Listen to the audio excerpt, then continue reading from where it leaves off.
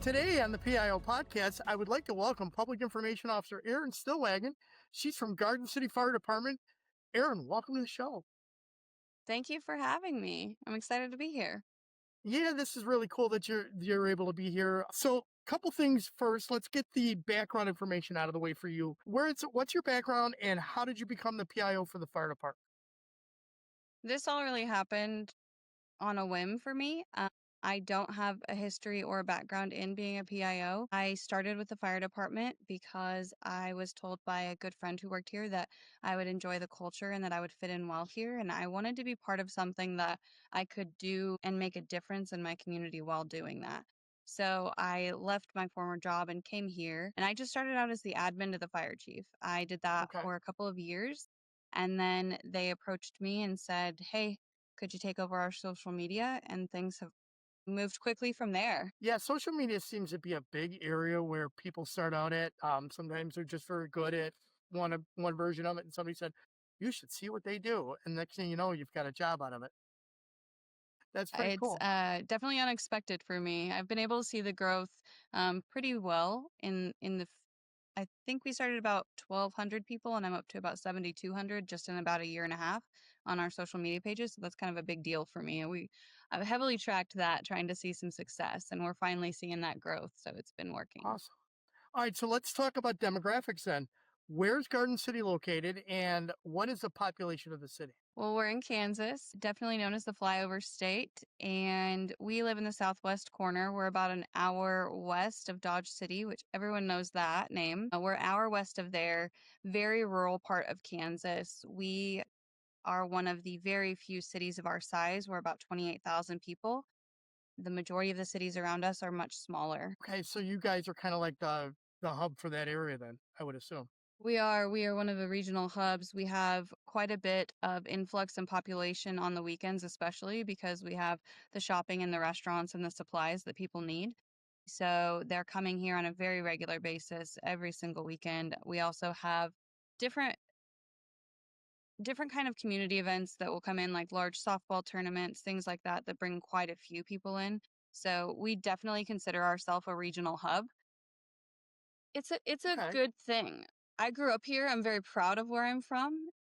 Tried to escape, could not, kept coming back. And there's just something about home. I can't agree. I can't disagree with you at all. I moved out to Colorado Springs, lived there a year and a half, and ended up moving back to Illinois. It just wasn't the same. It wasn't the same for my wife. It wasn't the same for me. So it just didn't work. There's just something about small town America, and I think Illinois definitely has that with the farming style community. We're largely agricultural and industrial around here. So it's very much about neighbors helping neighbors, and we show up for our friends and even people we don't know. We're here. We show up no matter what. All right, so let's talk about staff of the fire department. How many firefighters and how many civilian staff? I am the only civilian here.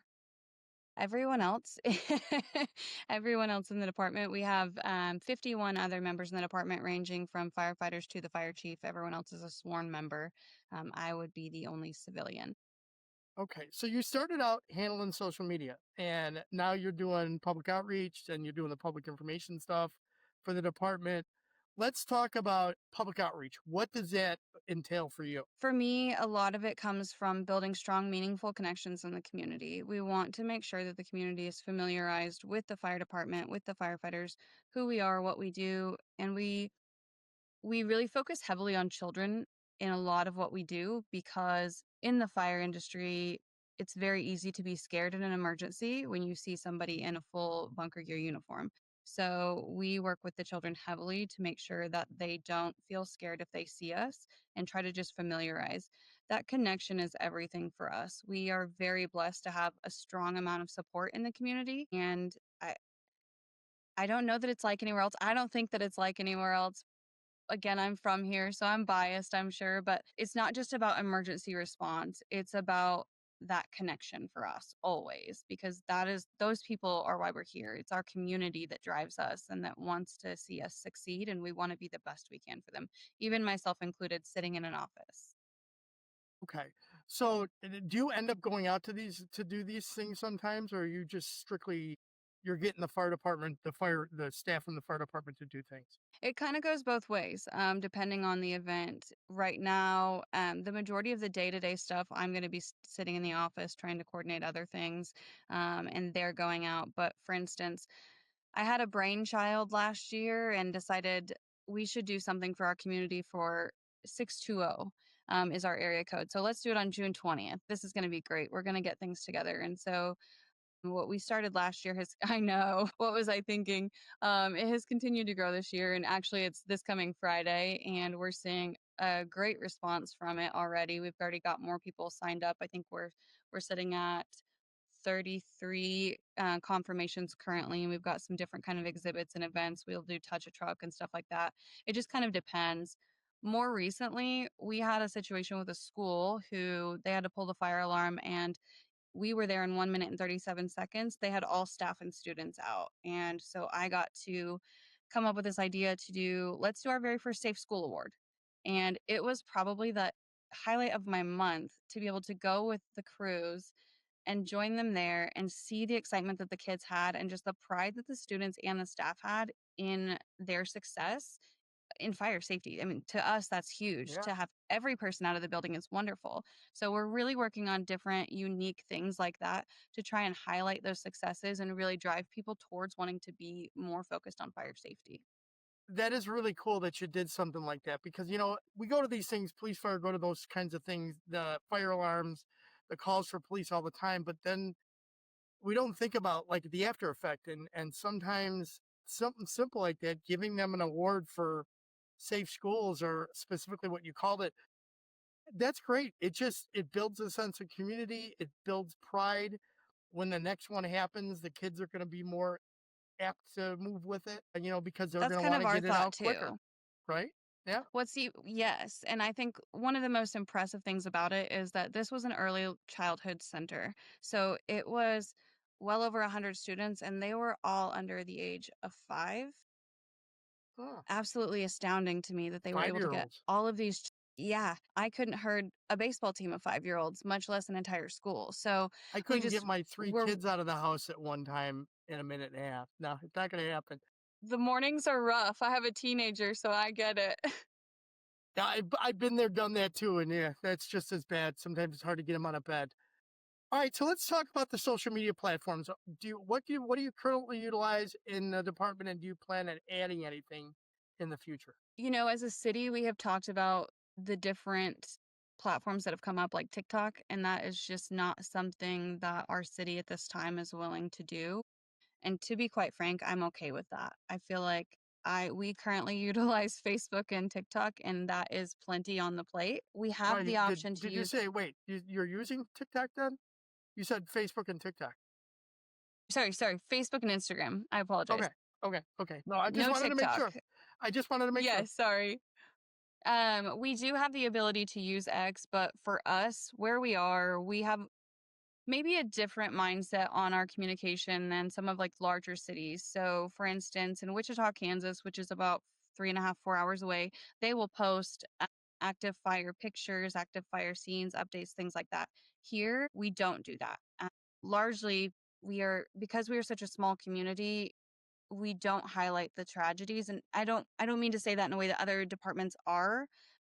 It's just here, it's so close knit. We just don't feel comfortable doing that, and I am happy with that. So I because of definitely that, could see we that. don't Small town definitely think would have that. yeah. You're going to know the block. You're going to maybe know the house right away. Somebody's going to know somebody in the picture. And yeah, I could definitely see that. That's a good way to do it. I mean, that's definitely, when you could talk about what they might need later. Mhm. If it's a burned down house or something, you're going to need clothes, you need a request for assistance, that kind of stuff, but maybe not showing the physical tragedy that's going on. Yeah, I get that. Yeah, and like I said, in bigger cities, it does work and it's very effective. Milwaukee Fire Department is one of my favorite group, Facebook pages to follow, and the pictures that they have are absolutely incredible. However, I just know that that's not going to be what resonates in our community. A good example is we had a house fire a few years ago, and we had 2 people who died in the house fire. We turned that into an educational campaign after the fact, educating about smoke detectors, having them working. that the state of Kansas provides free smoke detectors to homeowners through the Get Alarmed Kansas program. And we worked with the family on making sure that they had what they needed moving forward, and that they had our support. But we won't immediately say, this happened at this house. Don't ever do that.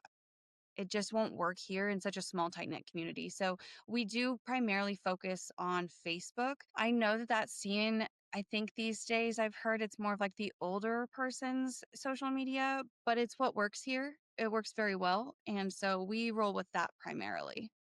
There's nothing wrong with it. And if you're on Instagram, you're still getting the younger kids too. I mean, and again, it's what works for your community, and not everything is going to work for every community. And you know, listen, people knock Facebook all they want, but it does connect people together. Instagram does the same thing. X does the same thing. It's just in different ways.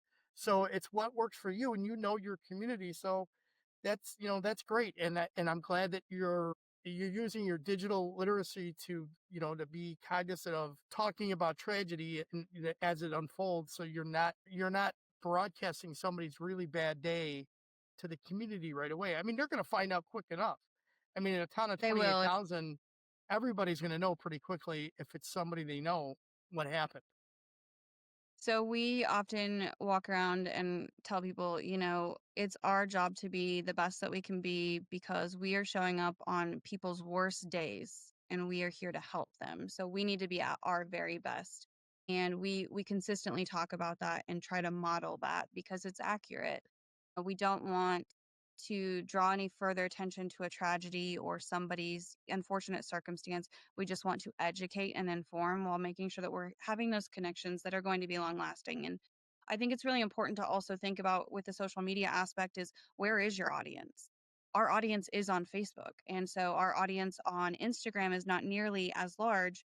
So Facebook is our primary use for communication in an emergency, during a weather event, if we need to avoid the area. That's where we rely on. And it also allows us to intermix with the city communications department and the police department, as well as emergency management, the sheriff's office, Kansas Highway Patrol, EMS, whoever may be involved. We can all share the same things and everybody knows where to go for the information, rather than saying, seen this in 7 different ways on 7 different pages. Facebook just makes it easiest for us. And if you're collaborating with all those other entities, that's outstanding. If they're all sharing information back and forth across Facebook and you're sharing each other's posts, it works, and that's okay. There's nothing wrong with utilizing Facebook as your primary platform and notification. Do you guys have any other notification way, sending out notifications to the public in an emergency? So we do. The city has My GCKS is what it is, and it can do text, phone calls, anything like that. And there's obviously the list of things that you can sign up for: emergency alerts, road closures, water main breaks. The emergency management, which is through the county, they also have alert sense, and they will do the same. Because we collaborate so well together, we've worked really hard to build these strong relationships because it's what's best for the community. With that relationship, if I put something out, I'm alerting the others, so they're sharing it. But also, emergency management can and will do the same, especially when it comes to weather. Our weather has been really volatile the last few years. I don't recall it being like that growing up. So that is a key factor with emergency management, is making sure that we're disseminating that weather information. We learned recently, within the last 2 years, that the community comes to us wanting to know about weather situations. So any kind of warning, if we're awake and alive, is being posted because it's going to help disseminate the information and keep our people protected and safe. Absolutely. Yeah, and listen, weather is such a it can come up on you so quickly, and the more information you can share with the public as quickly as you can about whether they're sleeping or they're awake. I mean, yeah, and if anybody shuts off those emergency alerts in their phone, the ones that, automatically go off, I mean, they're foolish, because those keep people alive. I mean, they've got given people They time to get do. to their shelters and so on. We Aaron, do did you have a have any tornado recent stories? situation. Well, I'm sorry, go ahead. Go ahead. No, no, I I was going to interrupted. say, we, on a different kind of same level, we did have a tornado. I think they classified it as an EF0 or EF1, depending on where it hit, but it hit an eastern side of our town last summer, I believe. And the firefighters were going door to door. So this is it's not just social media, it's not just text messages, it's not just phone calls. It's we will go door to door. We will call the media, we will call the news station, we will work with whoever we have to make sure that that information is getting where it needs to be, even if that is we're knocking on every single door in a mile radius. We're piling up together and we're getting it done. Awesome. So the question I was going to ask you is, do you have any recent stories or of any crisis or an incident that you handled where you were called out as a PIO that you could talk about? So with our situation, with our demographics and things being a little bit different, it's rare that I do get called out onto a scene. Most often, if we are mobilizing, we're mobilizing directly next door in the emergency operations center, and we're quick to do that. If there is a necessity or a need from more than two or three departments, we're coming together in the EOC so that we can manage our resources best. And that includes the police department PIO as well as the communications director and her team if needed. We'll go wherever we need to go, but most often we're really able to handle things from our emergency operations center. Outstanding. Do you guys have a crisis communication plan or strategic communications plan? We do. That is actually fairly new. It's something I attended APIO in Emmitsburg, Maryland last January. Great course. Great Phenomenal course. class. Changed everything for me, truly. I didn't know what to expect when I went, but when I came home, I immediately drafted a presentation and shared it with my cohorts because we can all make these changes together and just be more effective. So, in part of that, I worked on developing a crisis communications plan for the department. And I work through trying to make sure that I'm reviewing it at least every 6 months. And I try to update at least once a year if any updates need to be made. Those have to, I feel like, be constantly checked on and made sure that they are as up to date as possible because when the crisis hits, that's what we're going to be reaching for. And it needs to be top tier. Absolutely. No, I agree. And you know what? If you're the fact that you came and you implemented one after going to APIO, which is I can't say enough. If you have an opportunity to go to API for those that are listening, go. Don't pass it up. And especially with the Truly. current politics right now, we don't know what's going to happen in the next 6 months or a year. So if you have opportunity, go. Because things may change and it might get harder to get there. It might get easier. We just don't know yet. I made All right, some of Aaron. the very best acquaintances there, and I would highly recommend that course to anyone, whether it's in Maryland or Lifetime if it's anywhere. lifetime friends you'll Truly. get out of that, and connections for whatever help you need. Aaron, did you have any other plans to implement any changes since you came in as a PIO? I think as far as changes go, I don't have anything that's like truly hard set, must be changed. I can tell you that there are different ways that I want to grow as a PIO that will allow for implemented change in the department. Like, I want to get better working with video skills. I'm not solid at that at all. So that's on my list of things to do. And then as I change and grow, the position can change and grow with me essentially. Kind of build it what it needs to be, but we're on a path from 0 to 100 here. Yeah, absolutely. And you know what? The best thing about video, and I use Adobe Premiere Pro is what I use. For some people, it might be a little too much, but what I do with it is if I run into a brick wall, I go to YouTube, I ask my question, I get videos and tutorials. I've taken a couple of online classes, which have been okay. I think I've learned more from going through the tutorials and just playing with it and getting to know what I need to know. And I think that's for me that works for me, but of course everybody's a little different and everybody has a different platform that they like to work on. So it's what works best for you. Truly, I think so. I think if you can find where you click with whatever the technology is, then you just truly, I kind of think, run with it. Absolutely. Go from there and build off of that. It's only going to help you grow and be more successful in your role as a PIO. Absolutely. Aaron, I ask this of everybody that comes on the show. Do you guys have you utilized any AI in any of the work that you do as a PIO? So I do. I know it's really controversial. It No, does it's not. not. To me, it's not. It's not. It feels so controversial. I think that if we don't utilize the technology that's available, that we are putting ourselves at a disadvantage because technology is not going to stop. And so if we are refusing it, then we are already behind the ball and it's going to keep going and we're how are you going to catch up? So I'm not sitting here having it write speeches or create graphics for me, nothing like that. What I like to do primarily is if I'm making an An informational graphic, for instance, I'm going to say, give me bullet points about this. It's going to give me the bullet points, and I'm going to be able to cross reference and check that I have hit every single bullet point that is effective for what I'm trying to teach or educate on. And I can modify it if I have not, or I can press go if I have. But I think that it's a great resource. I do think that there are strong limitations that should be understood with AI. It does not do math correctly. It will make things up for you. So you should always fact check. Um, Nations are so big in AI, and if you do not, if you do not know that now, for someone that's used AI, you need to pay attention because it'll give you complete utter lies out of nowhere, and you've got to check it. You got to check links to know that they actually work and that they're actually yep. legitimate. Yeah, And and then I like even from sometimes they'll give you chat, quotes.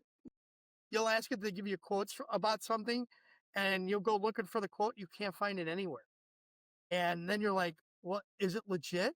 No, it probably isn't. It's probably a conglomeration of 5 or 6 things that somebody said, and they put it into a quote. I think it puts us in a dangerous precedent where people are very quick to use AI and believe AI because AI is all knowing. There's trends left and right every single day, like put your family photo in and let it roast you. And, some of these are funny and whatnot. But at the end of the day, you can see just by something as simple as that trend, put this in and roast my family, you can see that it's making things up.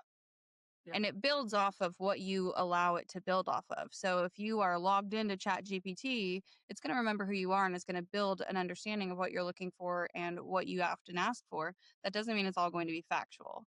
So I absolutely. use it more as it's a it's a tool in my toolbox. It's an occasional resource if I need something. Or there are also days where I just feel completely brain dead and say, give me some ideas for social media content for a fire department. And it could give me something that I absolutely hate and say, just kidding, not a chance. Or I could say, it's really not bad. Let me build on that. So it's just about utilizing the tool in the toolbox without making it your multi tool because it will Yep. fail you. Oh, yeah, definitely will. I have used it to help me write. So a lot of times what I'll do is I'll say, "Give me an outline," and I have one in mind, but I'm like, "Give me an outline on this topic," and it'll lay out the outline, and I'll look and I'll go, "Ooh, I completely missed this whole section in the one I wrote." So now I know I've completed it. I've got that little bit extra, because when you write, sometimes you just hit a brick wall sometimes, and you're like, okay, because you had a thought in your mind, but then you miss an alternate view of it, and sometimes it comes up with that. So I find that is helpful. I would agree. All right, Aaron, It is feels there a so question? controversial in my soul. I know it is. It is. I know it is. But you know what? As long as you admit and you are honest about it, like if you create an image, you better post that image saying image created with AI, and it should not Yeah, be a I agree with legitimate that. image. I know that there was a police department, can't think of the name of it now, right now, that did a video where they had their image of the chief, and then it did an AI with his voice, and it did it in an entire different language. So yeah, I think they did it in Spanish, and that was specifically in regards to some of the immigration issues that were going on and how they're going to respond. And I get it, but maybe that was not the best tool for it, because you don't necessarily know if that Spanish is going to translate appropriately. So I think that And you're is it better off just accurate? getting a native speaker. So I do, I guess, Google Translate is one of my best friends. However, in an emergency when I have seconds to get something posted, and I can't get a hold of somebody or just I don't have the time, I'm going to use Google Translate. We're going to hope and pray for the best. But on the flip side of that, my communications director at the city is Spanish speaking. So, unless it is an emergent scenario for me, I always send her things like we have Canva, is what we utilize for a lot Mhm. of our graphic stuff. And I will shoot it over to her with a link and say, hey, can you check this out and just make sure and verify that the communication is correct? Because we have an unruly amount of languages that are spoken here. Depending on who you talk to, it could be over 30, it could be over 70. We have a lot of immigrants here, and we have a lot of different populations that we need to touch. And so we do our best to be as accurate as possible. We want them to trust us, and that includes starting with understanding their basic communication. Absolutely. Aaron, is there a question I should have asked? And if so, how would you have answered? I've thought about this quite a bit. This is a tough one. I think, the only thing that we really didn't touch on that I think is so important in this role in the PIO world is building your cohort. I can't speak to that enough. There have been multiple different things that have happened in my time as PIO, and as coming in with somebody who has no formal training or education about this and learning from the very ground, those people that I have met and connected with and communicated with have made all of the difference in how I'm able to communicate my we call we call it the cool kids club. I think we were all really cool in APIO. I don't know why we do this. But I will text them periodically and say, "Hey, can you guys proof this for me? I just want to make sure that this is okay." And I'll be honest, I've been called out for not using the word died. It's so cold.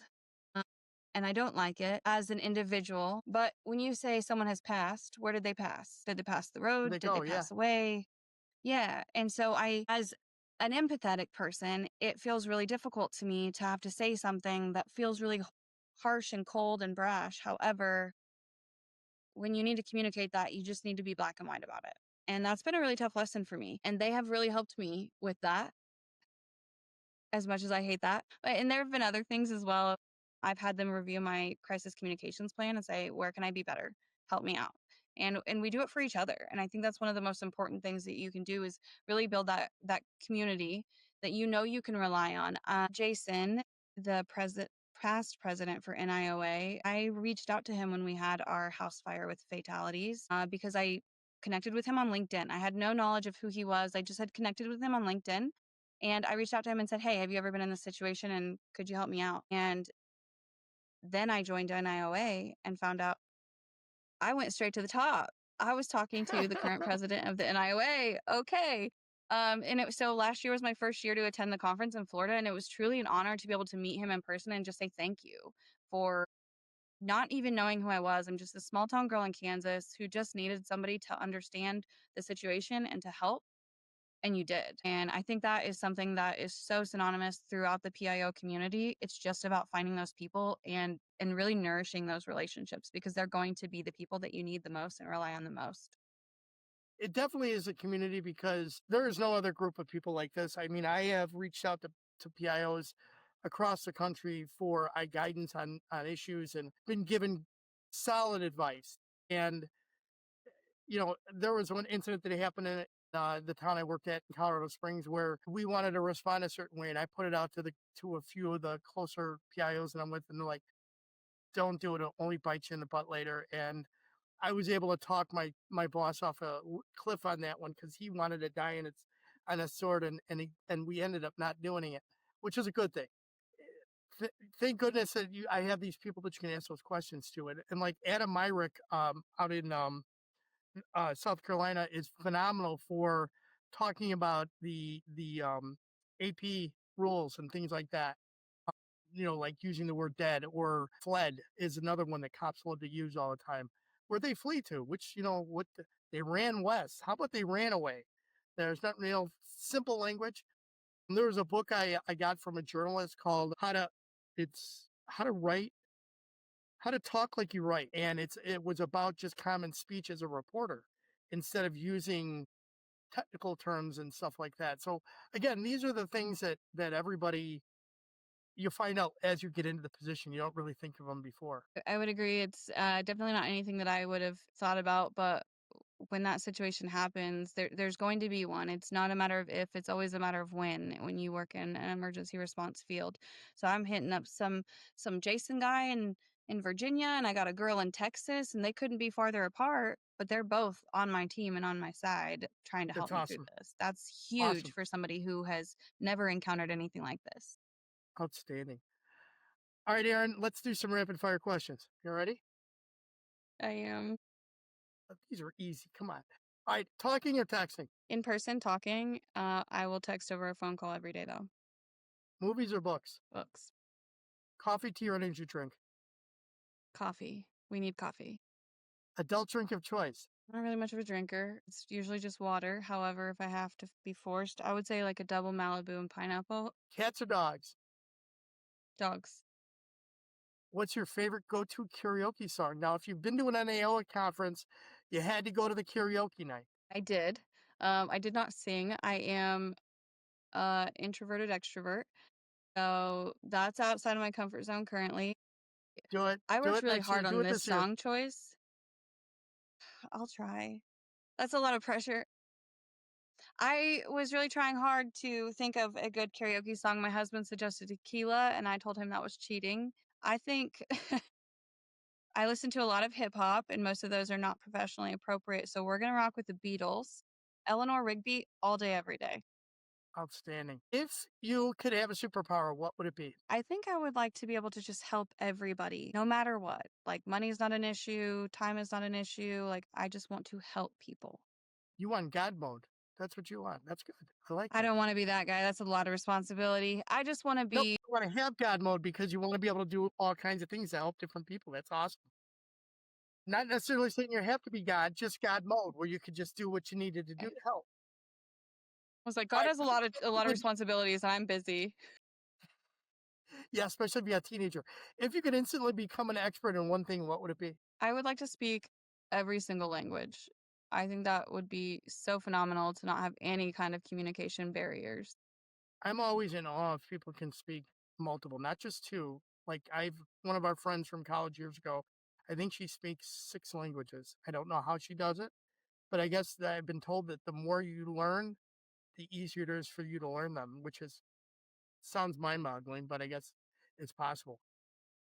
My current goal is to learn ASL. I learned it when I was younger, briefly, was not super deep into it, but that's a really underserved part of society in general. And I want to make sure that everyone is included. And I think that's a really strong barrier. So that's currently my goal is to learn ASL. Very well sought of as a side gig too, working for places where you need to do ASL. I If could do you, hip hop concerts. yeah, there you go. Ask permission or beg for forgiveness. Forgiveness. What place do you most want to travel to? Spain. Barcelona would be pretty cool. It would be What's so your favorite stunning. way to relax after a long day? I build Lego like it's a second job. I love to build Lego. I will do that every single day. If I was a millionaire, that's all I would do, I think. Awesome. Who would you choose if you could sit down and have coffee with any historical figure, living or dead? I'm a really big Abraham Lincoln fan. I think I would choose him. I don't know if it's his Okay. height or like I think he was a really good foundation for change, part of it anyways in America, and I think that he would be phenomenal to speak with. A lot of history with him. The fact that he had a business and went bankrupt. The fact that he was the first postmaster. A lot of things with him. A lot of things. Yeah, very cool. He could teach me some Erin, stuff. yes, absolutely. What key points would you like listeners to take from this interview today? I think just make sure that you're building your community, not just with your cohorts, but also with your actual community. Make sure that you are personalizing not just the people that you work with, but yourself as well. People need to know who you are and what you do so that they understand the mission and the goal, not just the people they're seeing, if that makes sense. Yep, They don't see absolutely. much of me on Facebook, but everybody who knows where I work and what I do knows that I'm the one doing that work and doing my best to bring our people to the community. Outstanding. As we wrap this up, is there a piece of wisdom or a motto that you live by? I always say every day has a chance to be the best day of your life, but are you prepared for that? Like, you have to show up ready. And so I try to wake up every day with that mindset that yesterday was great, right? But today could truly be the best day of my life. And if I show up negatively and just with a poor attitude and a poor outlook, it's not going to be. So I'm an eternal optimist, and I like to think about that. Like, I want today to be the best day of my life. Yesterday was fine, but today is going to be even better. So that's how I try to live every day. I like that. Aaron, how could people best reach out It to you if they works. want to connect or follow up on anything that they learned? I'm on LinkedIn. You'll find me under Erin Stillwagon, and I would love to connect. I'm always open to new friends and making those connections. The bigger the web of community, the better. All right. Thank you very much for being on the show, Aaron. Thank you so much for having me. This was so wonderful.